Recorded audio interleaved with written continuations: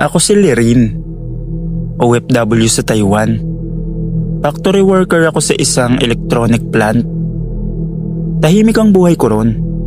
Trabaho lang, tapos uwi, tapos tulog. Sanay ako sa pagod. Sanay din ako sa lungkot. Pero may isang bagay akong hindi kailanman nasanay. May third eye ako. Bata pa lang ako, nakakakita na ako. Hindi malinaw palagi. Minsan anino lang. Minsan naman pakiramdam. Minsan biglang lamig. Natutunan ko na lang na huwag pansinin. Mas tahimik ang buhay ko kapag hindi ko sila pinapansin. Hanggang sa nadisgrasya ako sa trabaho.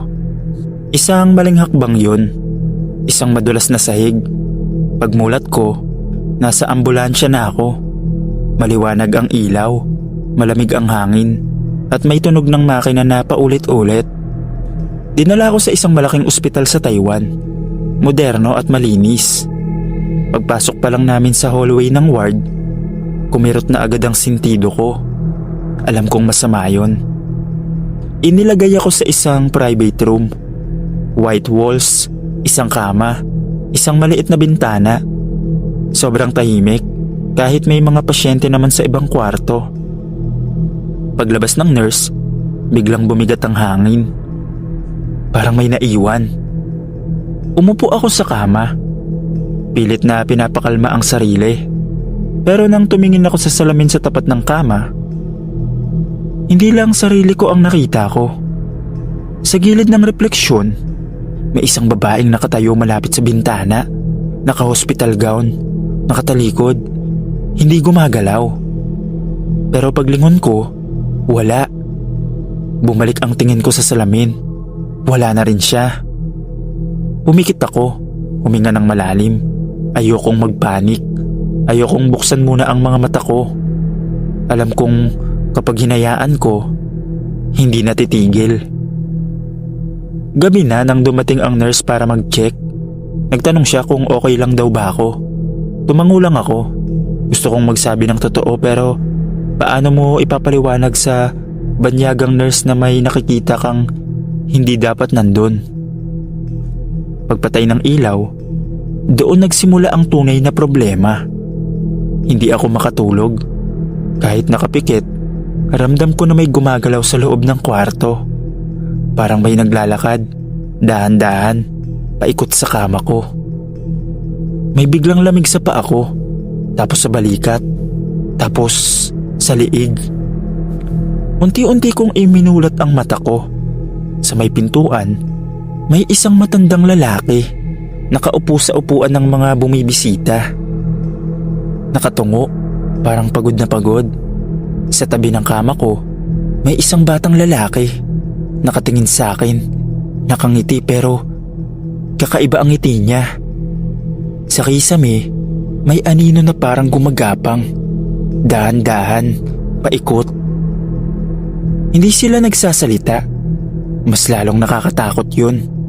Gusto kong sumigaw. Gusto kong pindutin ang call button pero pakiramdam ko, kapag gumalaw ako, mapapansin nila ako. At ayokong mapansin. Buong gabi, hindi sila nawala. May mga dumarating, may mga nawawala. May mga tumatayo sa tabi ng kama ko na parang may hinihintay. Parang akala nila, kasama nila ako. Hanggang sa marinig ko ang mahinang bulong. Parang hangin lang pero malinaw sa tenga ko. Dito ka na rin ba? Doon ko naisip, hindi ako dapat nandito. Bandang 3:00 ng madaling araw, hindi ko na alam kung gising pa ba ako o nananaginip na lang. Mabigat ang mga mata ko, pero hindi ako makapikit. Kapag pinipilit kong isara ang mata ko, mas lumilinaw ang mga boses. Yung matandang lalaking nasa upuan, unti-unting tumingala.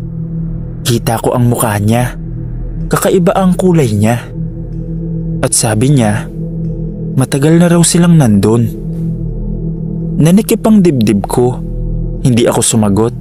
Hindi ako huminga. Yung batang lalaki sa tabi ng kama ko, biglang umakyat sa gilid ng kama. Ramdam ko ang bigat, lumubog ang kutsyon. Napapikit ako sa takot. Nang dumilat ako ulit, nasa tapat na siya ng mukha ko. "Mama?" Tanong niya. Doon na ako muntik na umiyak. Hindi ako ang mama niya. Hindi ko siya kilala. Pero nakikita niya ako. Bigla nagsimulang gumalaw ang mga anino sa kisame. Parang bumababa, parang papalapit. Lumamig ang buong kwarto. Ang ilaw sa hallway sa labas ng pinto ay biglang nagpatay sindi. Pinindot ko na ang call button pero walang dumating.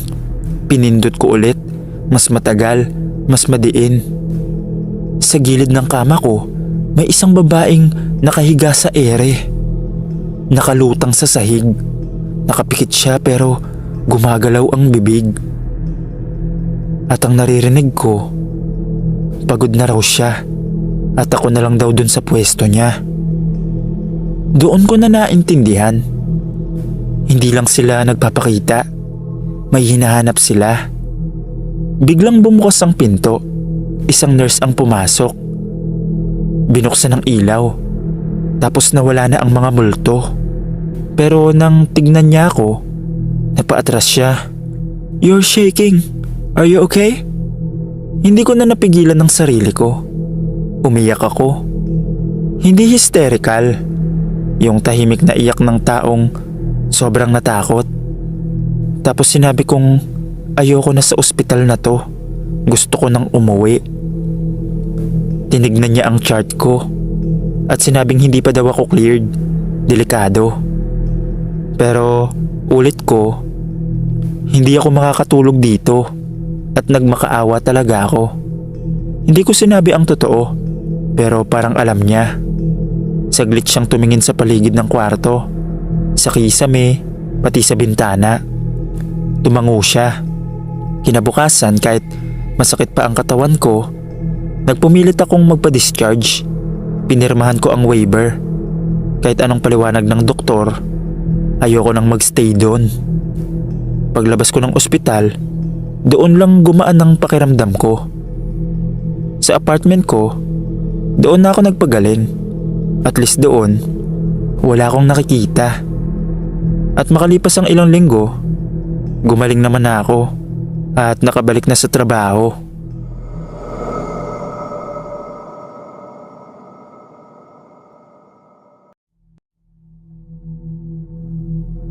Nasa Pinas pa lang ako, madalas na ako makinig sa mga gantong kwento, lalo na sa YouTube. Madami na din akong naranasan pero itong karanasan ko sa Saudi ang gusto kong ikwento. Itago nyo na lang ako sa pangalang Ira. Isang Pinay nurse na matagal nang nagtatrabaho sa ospital dito sa Saudi. Hindi ko ito madalas sinasabi pero may nakikita ako. Mga bagay na hindi pinapansin ng iba. Bata pa lang ako sa Pilipinas, alam ko na. May third eye ako. Isang gabi ng duty, may dinalang pasyente sa ER. Lalaking nasa 30s. Nakatali ang kamay. May kasamang 2 security. Pawisan, hingalin, at paulit-ulit na sumisigaw. "Nandiyan na siya. Huwag niyo akong iwan." Sabi ng mga doktor, may problema daw sa pag-iisip. Halusinasyon, acute psychosis. Kaya agad siyang nilipat sa isolation room. Habang inaasikaso namin ang vital signs, ramdam ko na agad ang bigat ng hangin. Ibang-iba sa karaniwan. Parang may nakatayo sa sulok ng kwarto, kahit wala naman. Lumapit ako para tignan siya. Bigla niya akong tinignan, diretso sa mata. Kinabahan ako sa sinabi niya. Ikaw nakikita mo rin siya, di ba?" Nanlamig ang kamay ko. Hindi ko siya sinagot. Hindi ko pwedeng sabihing alam ko rin. Pero sa gilid ng paningin ko, may itim na figura sa tabi ng pintuan. Matangkad, walang muka, hindi gumagalaw, naghihintay lang. Ang pasyente, nanginginig na. Nandyan lang siya, nakatayo, hindi lumalapit, pero ayaw umalis. Lumabas ang doktor. Kailangan magpahinga ang pasyente. Tumango ang lahat. Normal na proseso. Pero bago pa siya tuluyang antukin, hinawakan niya ang manggas ng uniform ko. Mahigpit. Miss, pakisabi, wag muna ngayon. Hindi ko alam kung kanino niya sinasabi yun.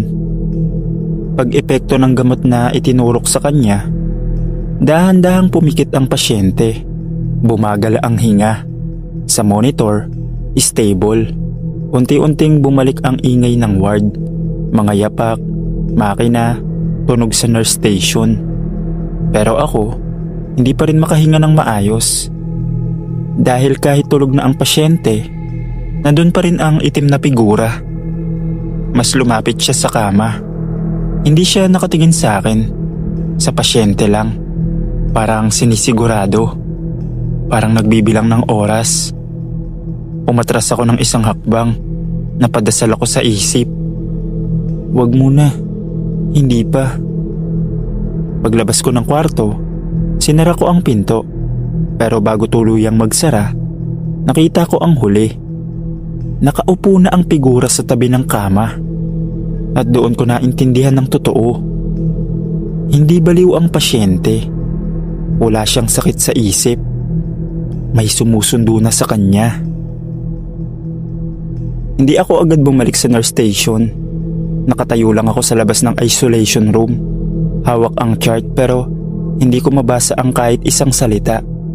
Ramdam ko pa rin ang presensya sa loob. Parang may malamig na usok na dahan-dahang lumalabas sa ilalim ng pinto. Tahimik ang paligid, pero ang dibdib ko, ang lakas ng tibok. Lumipas ang ilang minuto. Wala namang tunog. Normal ang lahat sa paningin ng iba. Pero sa akin, may countdown. Bumalik ako sa loob para mag-check ng vital signs. Pagbukas ko ng pinto, bumigat ang hangin na parang may humawak sa balikat ko. Nandun pa rin ang itim na figura. Mas malinaw na ngayon. Wala pa ring muka pero ramdam ko ang tingin niya. Ang pasyente ay mahimbing ang tulog. Tahimik ang paghinga. Stable ang monitor. Pero may kakaiba. May ngiti sa labi niya. Hindi masaya. Hindi rin payapa. Lumapit ang figura sa uluhan ng kama. Dahan-dahan. Sa bawat hakbang, kumikirot ang ulo ko. Parang pinipiga. Gusto kong magsalita. Magdasal ng malakas. Tumawag ng tulong. Pero walang boses na lumalabas. Sa isip ko lang nasabi, "Hindi pa oras. Please." Parang narinig niya. Huminto ang figura at bumaling sa akin. Wala itong mata. Pero malinaw ang mensahe na hindi na siya mapipigilan.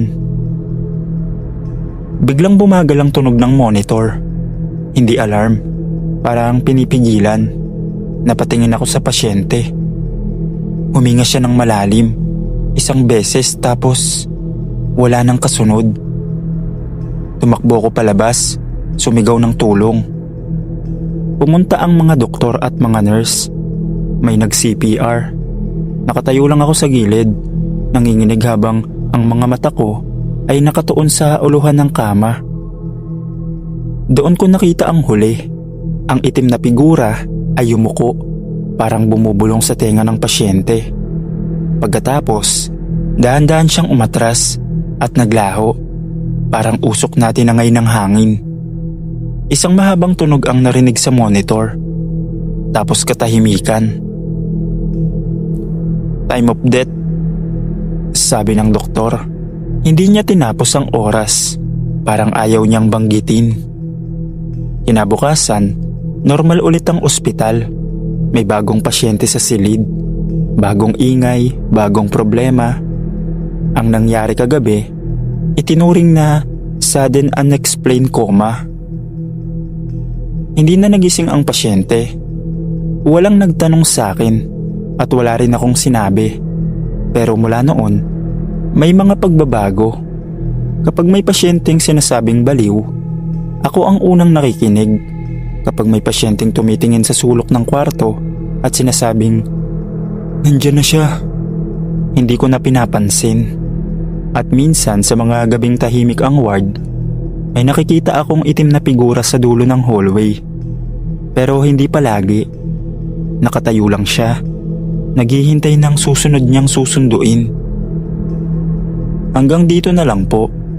Sana mapili ang kwento ko at masama sa mga kwento ng PNT Stories. Salamat.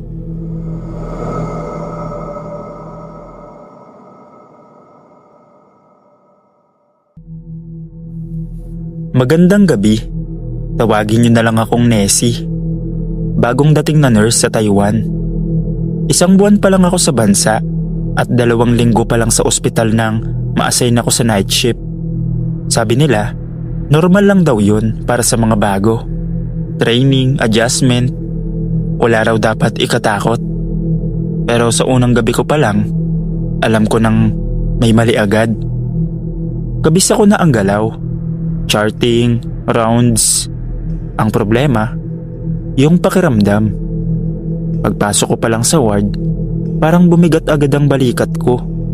Tahimik ang hallway, kahit may mga pasyente naman. Maliwanag ang ilaw, pero parang kulang. Habang naglalakad ako, may naramdaman akong kasabay. Hindi yabag ng paa, kundi presensya. Parang may taong sobrang lapit, pero hindi mo makita. Unang oras ng duty ko, wala namang kakaiba. Tahimik lang ang mga pasyente. Pero tuwing dumadaan ako sa tapat ng isang bakanteng room sa dulo ng hallway, palagi akong napapahinto. Hindi ko alam kung bakit. Basta ayaw ng katawan kong lumapit. Bandang 11:00, nag-rounds ako ulit. Nang dumaan ako sa bakanteng kwarto, may narinig akong mahinang pag-ubo sa loob. Huminto ako. Sinilip ko ang chart. Walang pasyente ron. Walang naka-assign. Sinilip ko ang loob. Malinis, maayos ang kama, patay ang ilaw. Pagbalik ko sa station, tinanong ko ang senior nurse kung meron bang pasyente sa dating room sa dulo. Ang sagot niya, wala daw. Matagal na. Hindi ko alam kung bakit, pero hindi na ako nagtanong pa. Pagdating ng 12:00, mas lalong tumahimik ang ward. Parang huminto ang oras. Yung tunog ng mga monitor masyadong malinaw. Yung ilaw masyadong puti. Ramdam ko na may tumitingin sa likod ko habang nagsusulat ako. Pero tuwing lumilingon ako, wala naman. Pero sa salamin ng medication cabinet, may dumaan sa likod ko. Isang hugis taong naka-uniform. Hindi malinaw ang muka. Akala ko, refleksyon lang. Pero hindi ako gumagalaw. Biglang may tumawag sa bell ng pasyente sa kabilang kwarto. Pumasok ako agad. Matandang pasyente, gising, nakatingin lang sa kisame. Tinanong niya bigla kung may nakita daw ba ako. Tinanong ko kung ano. Ang sabi niya, may babae daw na dumaan. Hindi ko alam ang isasagot. Bandang 2:00, habang nag-check ako ng vitals, may malamig na kamay na humawak sa pulso ko. Napaatras ako sa gulat. Walang tao sa likod ko, pero sa tenga ko, may mahina akong narinig. Doon ko naisip, kung ganito pa lang ang unang duty ko, paano pa ang mga susunod na gabi? Bandang 2:30 ng madaling araw, doon ko napansin na ako na lang ang gising sa buong ward. Tahimik ang mga pasyente. Walang tawag sa bell. Parang huminto lahat at ako na lang ang gumagalaw. Habang naglalakad ako sa hallway, bigla kong napansin na nakabukas ang pinto ng bakanting room sa dulo. Sigurado akong sinarado ko yun kanina. Dahan-dahan akong lumapit. Bawat takbang ko, mas bumibigat ang pakiramdam. Parang ayaw ng hangin na Pumasok ako. Nang sumilip ako sa loob, nakabukas ang ilaw. Malamlam, parang hindi buo. May nakaupo sa gilid ng kama. Isang babae. Naka-hospital gown. Mahaba ang buhok. Hindi siya gumagalaw. "Nurse?" Mahina kong tawag. Dahan-dahan niyang inangat ang ulo niya. Wala naman siyang sugat. Hindi rin duguan. Pero ang mga mata niya, sobrang lungkot. Parang matagal nang naghihintay. "Bago ka pa lang, hindi ka pa sanay." Lumutang siya papalapit. Lumamig ang buong kwarto. Naramdaman kong parang may humahawak sa likod ng liig ko. Parang ginagabayan ako palabas ng kwarto. Paglingon ko sa hallway, hindi na ito katulad kanina. Mas mahaba, mas madilim. Parang paulit-ulit lang ang mga pintuan. Sa bawat silip ko, may mga mukhang nakatingin mula sa loob. Mga pasyenteng hindi gumagalaw, pero sumusunod ang tingin. "Nandito ka na. Kami rin, nurse." Bulong ng babae sa likod ko. Doon ako tuluyang napaiyak. Pinilit kong gumalaw. Pinilit kong tumakbo. Pinindot ko ang mga pinakamalapit na call bell. Biglang bumalik ang ilaw. Bumalik ang tunog ng ospital. Parang wala nangyari. May senior nurse na dumating. Hinawakan niya ang balikat ko. At tinanong niya ako kung anong nangyari. Hindi ko napigilan ang sarili ko. Sinabi ko lahat. Yung kwarto, yung babae, yung hallway. Hindi na siya nagtaka. Sa halip, huminga lang siya ng malalim. At sinabing, hindi daw dapat ako night shift. Kinabukasan, nilipat agad ako ng morning shift. At nang nag-duty muli ako, hindi ko na uli naramdaman yung babaeng yun.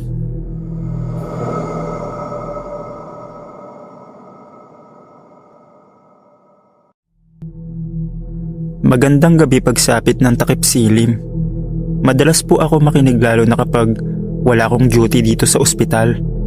Pero dito ko din mismo naranasan sa ospital na to ang ikikwento ko. Ako nga po pala si Mariel, isang Pinay nurse na bagong salta sa Saudi. Unang linggo ko pa lang sa trabaho nun. Sabik at kinakabahan. Lahat bago. Ang ospital, ang wika, ang lamig ng gabi sa lugar na yon.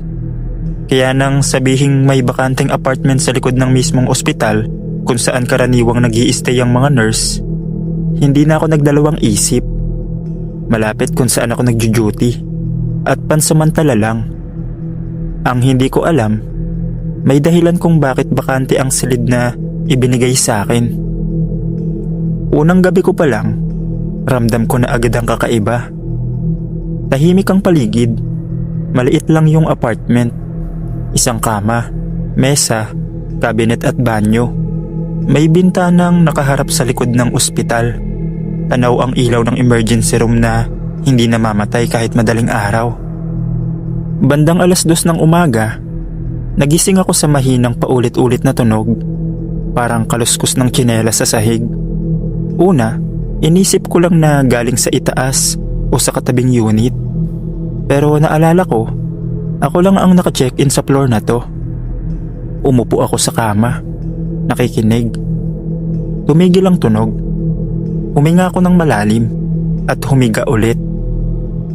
Maya-maya, may malamig na dumaan sa paahan ko. Parang hangin na hindi galing sa aircon. Tumayo ang balahibo ko. Tumingin ako sa paa ko. Walang anuman. Pero ramdam ko pa rin ang lamig. Gumagapang pa itaas. Tapos biglang kumalabog ang pinto ng banyo. Napatalon ako sa kama. Nanginginig ang kamay ko habang kinakapa ang cellphone. Binuksan ko ang flashlight at dahan-dahang lumapit.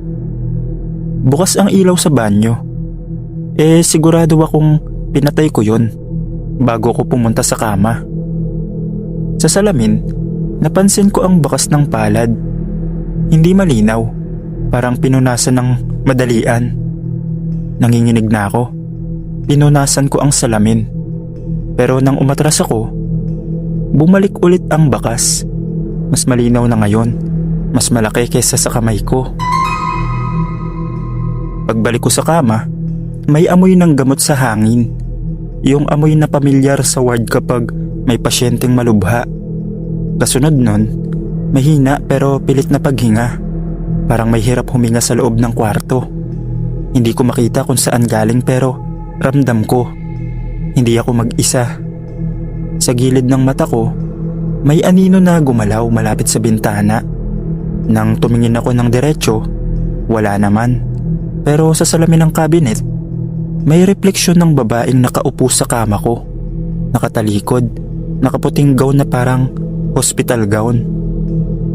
Napasigaw ako, pumikit ako at nagdasal ng tuloy-tuloy hanggang sa hindi ko na malayang nakatulog ako at sumikat na ang araw.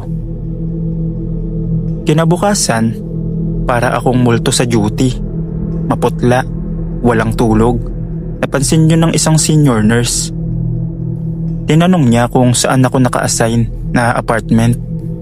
Nang sinabi ko ang numero ng silid ko, bigla siyang natahimik. Hindi ba sinabi sa'yo? Sabihin ng alin? Sagot ko. Doon ko nalaman ang totoo. Isang nurse ang namatay sa silid na yon. Ilang buwan na ang nakalipas. Bigla ang nag-collapse matapos ang mahabang duty. Doon mismo sa kama na hinihigaan ko. Doon siya huling humiga. Matapos yun, may mga reklamo na ilaw na kusang bumubukas raw, banyo na may bakas ng kamay, at mga tunog sa 10 oras ng gabi. Kaya walang tumatagal sa silid na yon. Nang araw ding yun, inilipat agad ako ng room sa ibang building. Mas maliwanag, mas matao. Nung sumunod na gabi, mahimbing akong nakatulog. Walang kahit anong tunog at wala na akong naramdaman. Nandito pa rin naman ako sa ospital na to, pero mas payapa na ako sa bago kong tinutuluyan.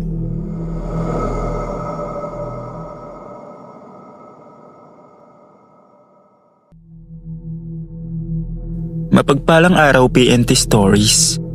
Sana mapansin itong kwento ko at masama sa mga OFW stories nyo.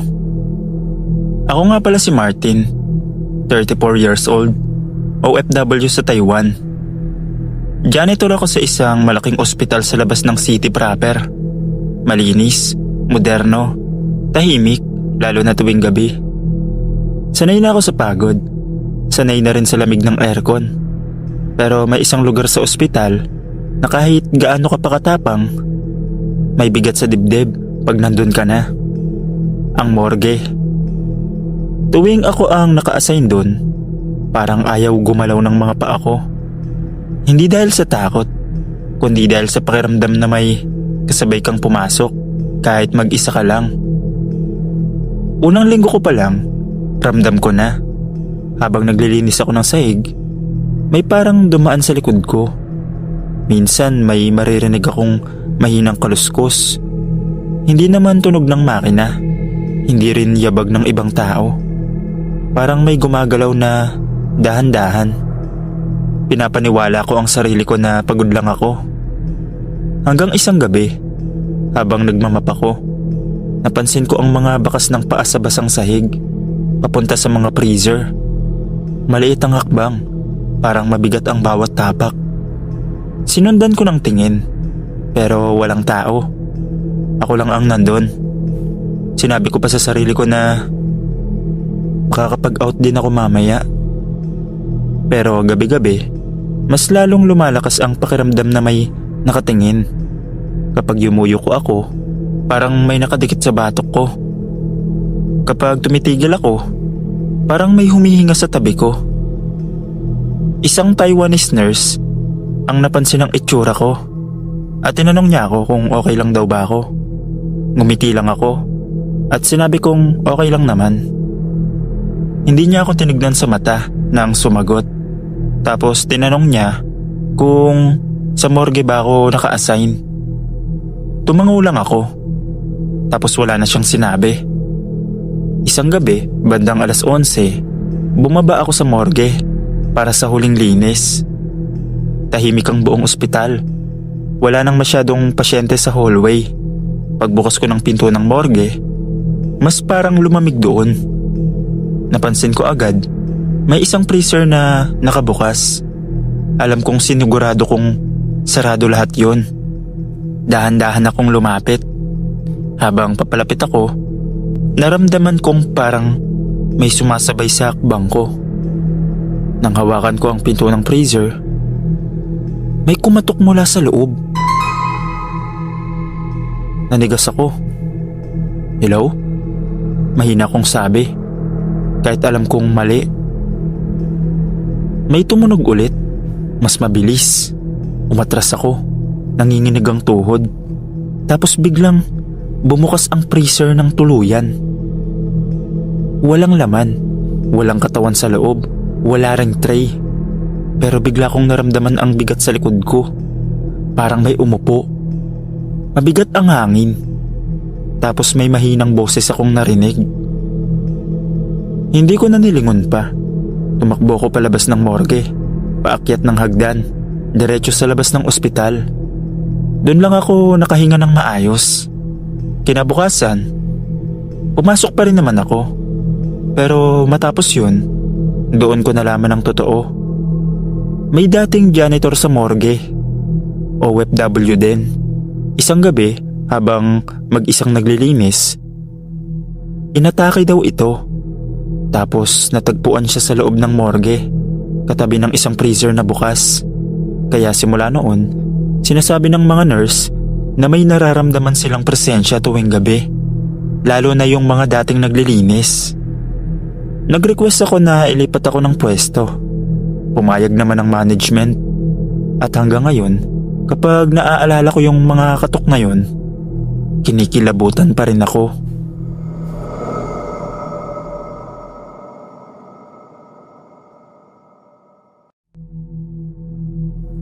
Magandang araw, Sir Dave. Nag-email ako dahil napakinggan ko yung kwento mo tungkol sa ospital sa Saudi. May naranasan din po ako dahil dito din po ako nagtatrabaho sa Saudi at sana po mapili. Tawagin niyo na lang po ako sa pangalang Darwin. Janitor sa isang ospital sa Saudi. Tahimik lang ang trabaho ko. Linis ng hallway, map ng sahig, punas ng pader na parang hindi na uubos ang dumi. At sanay na rin ako sa amoy ng disinfectant tuwing madaling araw. Pero may isang gabi na hindi ko makalimutan. Lumaki ako sa probinsya. Doon, hindi lang basta sakit ang pinaniniwalaan. May mga bagay na hindi nadadaan sa gamot. Kaya noong gabing yun, alam kong may mali. May pasyente sa dulo ng ward. Tahimik ang mga doktor. Sabi nila, inatake lang daw. Bigla ang panghihina. Naka-monitor, naka-oxygen. Wala namang sugat. Wala ring malinaw na dahilan. Pero habang nagmamap ako malapit sa kama niya, nakita ko ang hindi nila napansin. Hindi siya nakapikit ng maayos. Dilat ang mata. Pero parang may ibang nakatingin sa loob. Ang paghinga niya, putol-putol.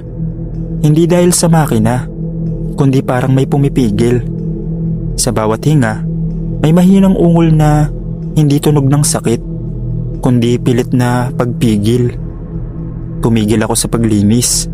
Sa gilid ng kama, biglang bumaba ang lamig. Yung lamig na hindi galing sa aircon. Kumapit sa balat ko. Diretso sa batok. Sa ilalim ng ilaw, nakita ko ang anino niya sa kurtina. Gumagalaw kahit hindi siya gumagalaw. Lumapit ang isang doktor. Inayos ang linya. Tinignan ang monitor. Normal, sabi niya. Gusto ko magsalita. Gusto kong sabihin na hindi ito atake. Na may ibang nakadikit sa pasyente. Ramdam ko yon. Tulad ng mga kwentong naririnig ko noon sa baryo kapag may sinasapian. Pero ospital ito, agham ang pinaniniwalaan. At janitor lang ako. Kaya tumahimik ako. Habang nagpapatuloy ako sa paglilinis, narinig ko ang mahinang bulong. Hindi galing sa bibig ng pasyente, kundi parang sa loob ng ward. Hindi ko maintindihan ang salita, pero malinaw. Ang bigat ng hangin, parang may nakikipagbuno na hindi ko nakikita. Biglang umangat ang katawan ng pasyente, konti lang, parang hinihila sa dibdib, tapos bumagsak ulit. Nagkatinginan ang mga nurse, may kumalabog na tunog sa monitor, tapos naging isang tuwid na linya. Nagkagulo, CPR, tawag ng pangalan. Ilang minuto ang lumipas na parang naging oras. Sa huli, tumahimik ang lahat. Sinabi ng doktor, "Cost unknown." Ako, alam ko. Pagkalipas ng ilang minuto, bumalik ako sa trabaho. Inilabas ko ang map at nilinis ang sahig sa tabi ng kama. Tahimik na ulit ang ward.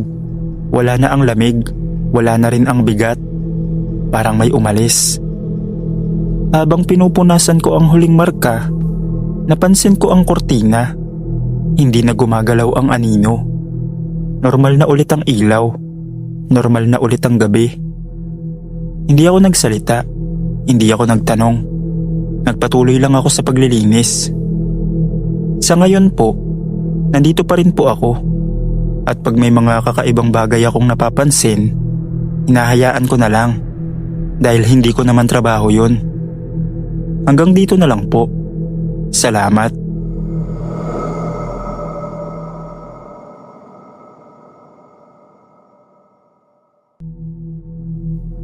Ako nga pala si Kim, isang Pinay nurse na halos 2 taon nang nagtatrabaho dito sa ospital sa Saudi. Sanay na ako sa night duty, sa katahimikan, sa ilaw na hindi pinapatay, at sa pakiramdam na minsan, mas marami pang gising na kaluluwa kesa tao. Pero noong inilipat ako sa bagong nurse station sa 4th floor, doon nagsimula ang mga bagay na hindi ko maipaliwanag. Unang linggo ko pa lang doon, mas tahimik ang 4th floor kumpara sa dati kong pwesto. May mga oras na bawal na halos ang paglabas ng pasyente sa hallway, lalo na kapag madaling araw. Karamihan tulog na, naka-observe o mahigpit ang bantay. Kaya malinaw sa amin, walang dapat gumagala sa hallway bandang 2:00 pataas. Unang gabi, busy ang mga kasama kong nurse sa loob ng station. Ako ang naiwan sa labas. Habang naglalakad ako pabalik sa nurse station, may nakita akong lalaking dumaan sa dulo ng hallway. Matangkad, naka-hospital gown. Mabagal maglakad, parang pagod na pagod. Huminto ako. "Sir, bawal pong lumabas sa hallway," sabi ko. Hindi siya lumingon. Tuloy-tuloy ang lakad niya, papunta sa fire exit. Hindi rin siya mukhang nagmamadali. Sinundan ko siya ng tingin hanggang mawala siya nung pagliko niya. Medyo nainis pa ako. Akala ko pasaway na pasyente lang. Bumalik ako sa station at sinabi sa kasama ko, "May gumagala sa hallway. Pakicheck naman." Nagtinginan sila. "Ha? Wala namang naka-admit na pwedeng maglakad-lakad ngayon ah." Pinuntahan namin ang hallway. Walang tao. Tahimik, malamig, at sarado ang fire exit. Binaliwala namin. Baka pagod lang ako. Pero kinabukasan, bumalik siya. 3:00 ng madaling araw. Mag-isa na naman ako sa hallway. Sa pagkakataong ito, mas malinaw ko siyang nakita. Dumaan siya sa harap ko. Mga 5 metro ang layo. Nakayuko ang ulo. Mahaba ang manggas ng gown. Parang tinatago ang kamay. Napansin ko ang paa niya. Hindi ko marinig ang yapak. Tinawag ko ulit siya. Wala pa ring sagot. Nang lumapit ako, bigla siyang nawala. Parang Nilamon ng ilaw sa dulo ng hallway. Nanlamig ako. Pagbalik ko sa station, tinanong ko ang nurse kung may lalaking pasyente na ganon ang description. Nag-check siya ng census. Umiling. Wala. Lahat ng pasyente sa 4th floor naka-bed rest. Matapos yun, madalas ko na siyang makita. Laging madaling araw. Tapos laging mag-isa ako. At laging tahimik ang buong palapag. Hindi siya kailanman lumapit. Lakad lang, paulit-ulit. Parang may hinahanap o may binabalikan. At sa bawat pagdaan niya, mas mabigat ang pakiramdam ng hallway. Parang humahaba, parang bumibigat ang hangin. Sa loob-loob ko, alam kong hindi na ito normal. Hindi na ako mapakali matapos ang ika-4 na gabi. 3:00 na naman ang madaling araw. Tahimik ang nurse station.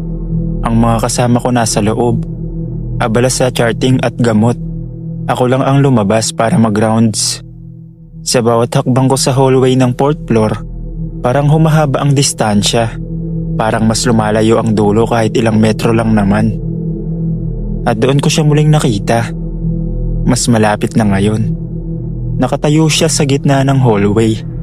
Naka-hospital gown pa rin. Pero mas malinaw na ang muka. Maputla. Parang walang tulog ng matagal. Hindi siya gumagalaw. Parang hinihintay lang na mapansin ko. Huminto ako. Hindi ko na kayang magsalita. Dahan-dahan siyang lumakad papalapit. Walang tunog ang bawat takbang. Ramdam ko ang lamig na sumusunod sa kanya. Nang magkasalubong ang tingin namin, may biglang bigat sa dibdib ko. Parang may ipinasok na hangin na hindi akin. Huminto siya isang hakbang ang layo at doon niya binuka ang bibig. Walang lumabas na tunog pero may pumasok sa isip ko. Hindi salita kundi alaala. Isang kama, isang monitor, isang mahabang gabi. Isang pasyenteng hindi na napuntahan agad. Isang lalaking paulit-ulit na tumatawag ng nurse pero walang dumating. Napaatras ako. Hindi ko kasalanan. Bulong ko. Kahit alam kong hindi naman ako ang nandun noong gabing yon. Tumagilid ang ulo niya. Parang nakikinig. Tapos dahan-dahan siyang tumalikod at naglakad papunta sa kwartong nasa dulo. Isang silid na matagal ng bakante. Sumunod ako kahit nanginginig. Pagbukas ko ng pinto, wala na siya. Pero sa kama nakita ko ang hindi ko inaasahan. Isang lumang chart. Nakalimutang alisin. Pangalan ng pasyente. Petsa. Siya ang lalaking namatay. 2 buwan na ang nakalipas. Cardiac arrest. Madaling araw. Sa 4th floor. May note sa baba. Patient attempted to call for help. Napaupo ako sa gilid ng kama. Doon ko naintindihan kung bakit palakad-lakad siya tuwing madaling araw.